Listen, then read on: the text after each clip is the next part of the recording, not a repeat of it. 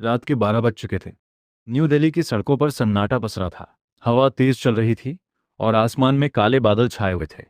प्रधानमंत्री कार्यालय की लाइट अभी भी जल रही थी। अंदर नरेंद्र मोदी अपनी मेज पर बैठे कुछ जरूरी दस्तावेज देख रहे थे। तभी दरवाजा जोर से खुला। एक सुरक्षा अधिकारी घबराया हुआ अंदर आया। सर, हमें ये फाइल अभी अभी मिली है। उसके हाथ में एक पुराना जला हुआ कागज था। मोदी जी ने कागज लिया और पढ़ना शुरू किया। उसमें सिर्फ कुछ लाइनें लिखी थीं। 15 दिन बाद देश में ऐसा कुछ होने वाला है जो भारत का इतिहास बदल देगा। मोदी जी की आंखें गहरी हो गईं। उन्होंने तुरंत देश की सबसे गुप्त एजेंसी को बुलाया।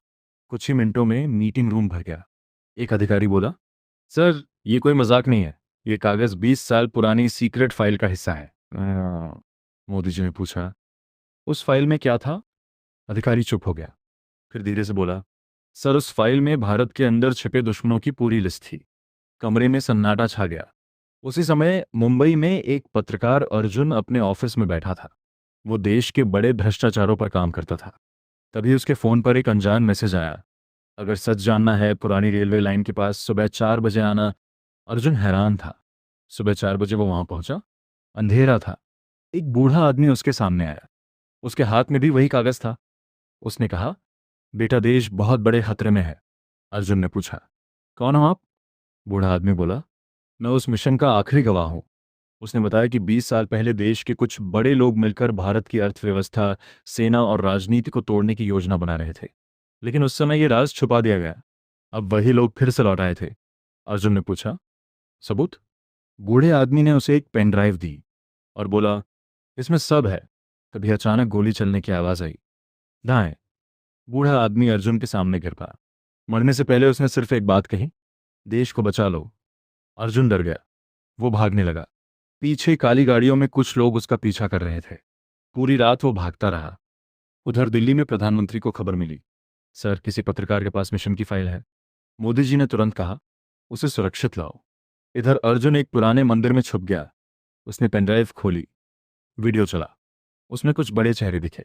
कुछ नेता, कुछ व्यापारी, कुछ विदेशी एजेंट, सब मिलकर भारत के खिलाफ योजना बना रहे थे। योजना थी देश में दंगे करवाना, बैंक सिस्टम गिराना और लोगों में डर फैलाना। अर्जुन के हाथ कांपने लगे। उसी समय मंदिर के बाहर गाड़ियों की आवाज आई। वे लोग पहुंच चुके थे। अर्जुन पीछे के रास्ते भागा। जंगल के रास्ते, बारिश में, अंधेरे में। उसकी सांस तेज हो रही थी। कभी सामने सेना की गाड़ियां दिखी। स्पेशल टीम ने उसे बचा लिया।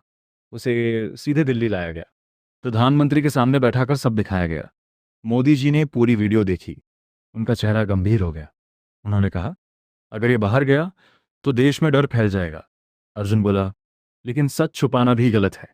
मोदी जी कुछ देर चुप रहे। फिर बोले, पहले देश को बचाना है। अगले ही दिन पूरे भारत में हाई अलर्ट लगा दिया गया। कोलकाता, जयपुर, लखनऊ, हर जगह सुरक्षा बढ़ गई। लेकिन दुश्मन बहुत चालाक थे। उन्होंने देश के सबसे बड़े बैंक सर्वर को हैक करने की कोशिश की।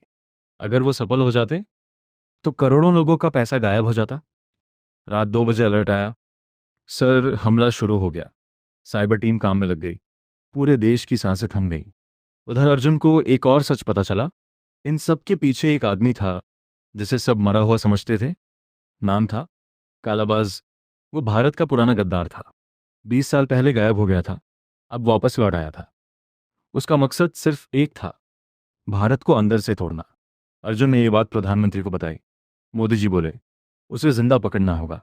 स्पेशल मिशन शुरू हुआ। टीम को खबर मिली कि कालाबाज कश्मीर की पहाड़ियों में छुपा।